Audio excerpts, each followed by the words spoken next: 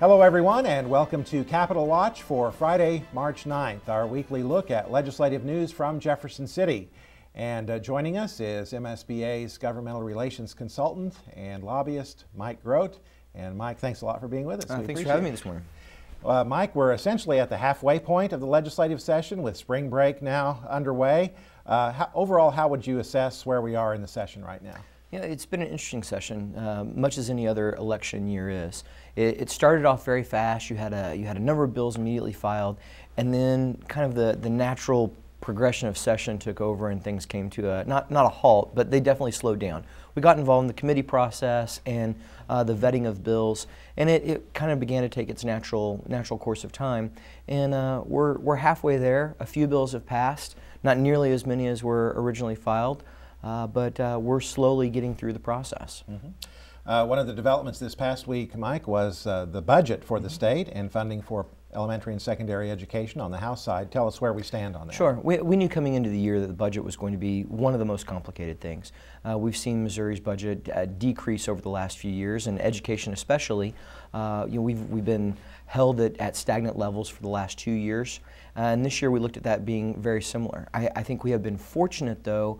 Representative Ryan Silvey, who is the chairman of the Budget Committee, has gone through and made sure that we didn't receive cuts like so many other areas of education. In fact, his committee substitute, which he released this past week, included the $5 million that had been suggested go into additional funding for the foundation formula, as well as close to $200 million extra for other DESE-related programs that are there to fund education. So we've been fortunate that we haven't seen cuts and have actually seen, although nominal, slight increases. So we should be very thankful to Representative Silvey and the Budget Committee for their work on that.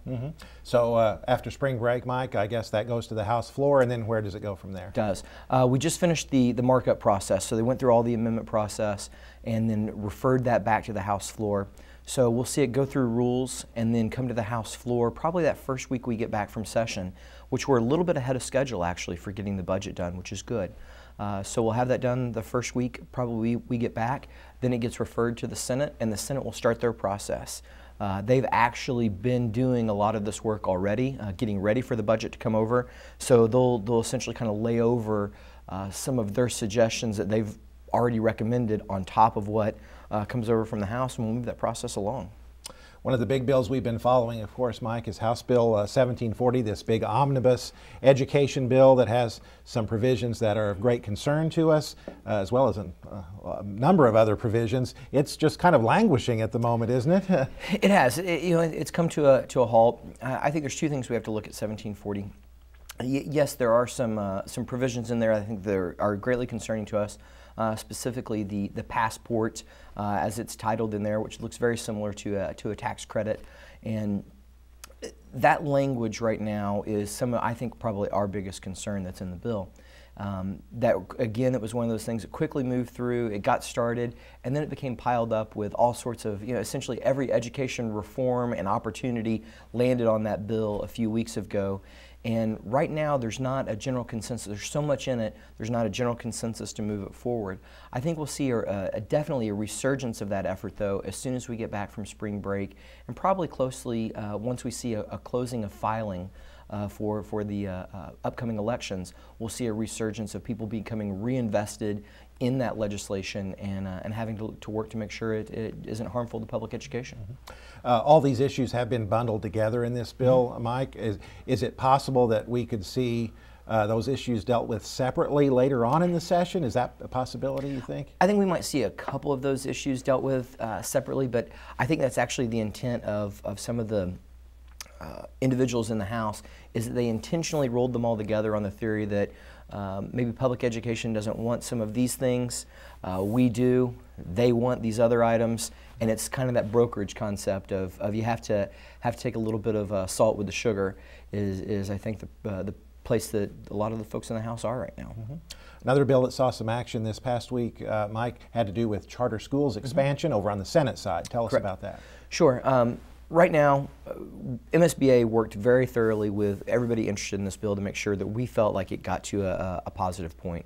And I think what we saw come out of Senate committee this past week is essentially the embodiment of that. At the end of the day, public school, or excuse me, school boards are really the only entity that's going to be able to charter the vast majority of those charter schools throughout the state. So essentially, any school that is accredited or provisionally accredited, those will be done by the public school.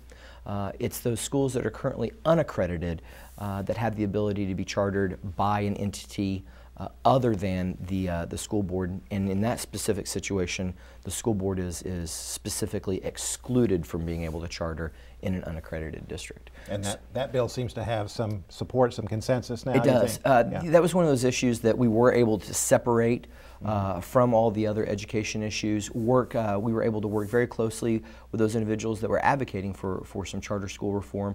And there's a number of reform provisions in there as well that we think are very positive, that put some limitations on what charter schools can do, make them abide by some of the rules that public schools have to do.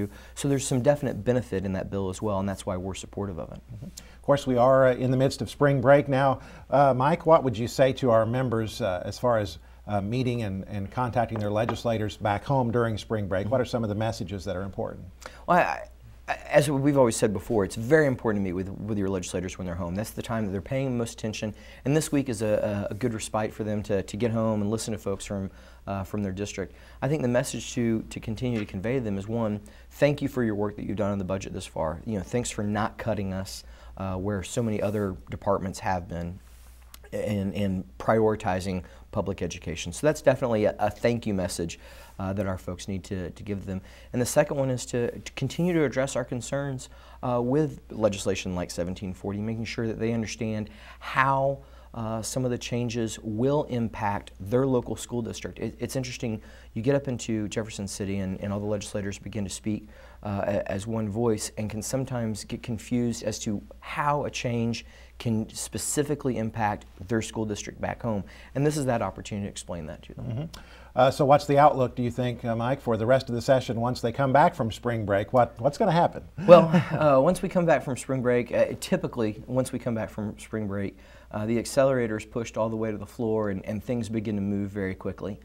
There hasn't been any major shakeups between House and Senate, Republicans and Democrats this year, as we have sometimes seen, which have prevented activity from going on. So that's a positive, at least, in that all the members are working well with each other and moving things forward.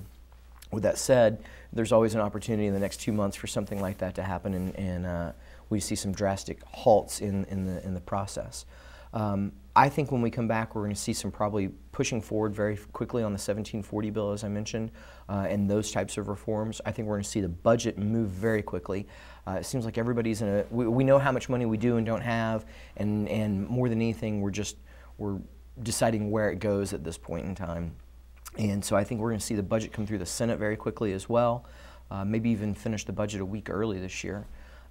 So I think we'll see some very quick movement, and then folks will start gearing up for the election season. All right, Mike Grote, thanks a lot for being with us on Capitol Watch. And we appreciate you taking time to view our program as well. And remember, we'll be keeping you up to date on legislative activities during the second half of the legislative session through our weekly Legislative Voice newsletter, our daily blog on our website, and of course, this weekly program. And we hope you will join us again on the next edition of MSBA's Capitol Watch.